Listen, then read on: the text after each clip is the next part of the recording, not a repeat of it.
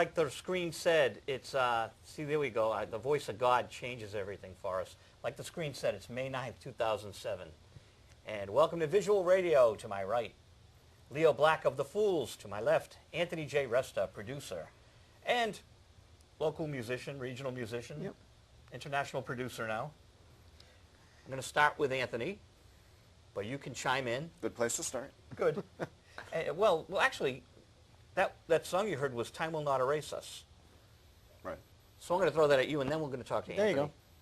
You just recorded that with Anthony. We just recorded that album. That's our new album. We just recorded it with Anthony. 10 songs, all brand new. And New Fools album. New Fools album. We're excited. We're very excited. And when did it start, Anthony? Last November, was that? Yeah, October, November. Yeah. in And the we fall. did it gradually. We started just trying to test the waters. We did one song just to see if it was a fit, and we were so excited about the results we decided to continue. So it's about 6 or 7 months now. Yeah. Yeah. Yeah. The bulk of it was done in the last 2 months. You Yeah, know? it was. Yeah. So when you say you started slowly, what did you did one or?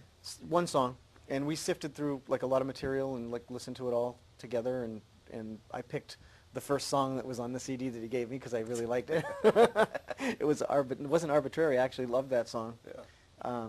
The demo of it was really strong, and so we went with that one first, and we loved the way it came out. So we said let's continue. You know, we had a great chemistry together. Yeah, we did. It worked out really well. Yeah. Cool. Well, Fools are legendary. How long has it been since Fools records, Fools releases? I think it started with She Looks All Right in the Dark, and that had to be 79. Right, but what was the last original Oh, album? in between? Yeah. Well, I think the last one was a live from Hampton Beach, and that was 2 years ago, 2 or 3 years ago. You guys still pack them in, Yeah, we do. Yeah, which is a good thing. it is a very good thing. What's the appeal of the Fools? I know that the band's energetic and the band's always fun, but there's something about the music that keeps drawing them in, isn't it? Yeah, I mean we're really accessible, and there's a lot of comedy in the show, and I think that in some cases it's almost like watching, you know, MTV or a cartoon or something. There's a lot going on that's not just a band playing, which is fine, you know, but there's a lot more to the show than just that. Okay, and Psycho Chicken is funny, but when you guys are in the studio, you're very serious. A Roy Orbison cover, that's serious. Yeah, that was serious. The EMI days were a little more serious. I think, you know, they signed the band on the strength of what the band was doing at the time, and a lot of that was comedy driven. And then they sort of wanted us to knock off the comedy and get a lot more serious. So we've had, you know, our ups and downs with comedy. Some of the albums, like World Dance Party, has had a lot of comedy on it. This new one really doesn't. It's a departure for us in that sense, where there's really not a lot of humor on it, but it's made up for by like really strong songs and great production value, and you know, we're all excited about it. It still has the whimsical Mike lyric. Like one of my favorite lyrics on the record is "Learning how to love is like falling off a bike."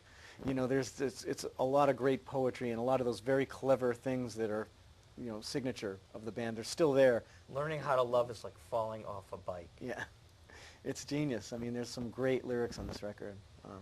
It's still whimsical. There's no like dirty words on Yeah. this record. Yeah. Well, you know, the World Dance Party is one of the great record release parties of all time in this region. That was at the Museum of Science. I remember it well. It was jammed, and then it was like in the Hayden Planetarium The or something. Planetarium, yeah. Yeah. They were great. We gave them the album, and they worked out all that stuff. Oh. Instead of shooting stars up on the ceiling, they came up with, you know, like themes that would go along with the songs. Ah. You were there. You remember. Yeah, I don't remember. I remember it was just fun. Yeah. I don't remember every detail. That's Yeah. you know.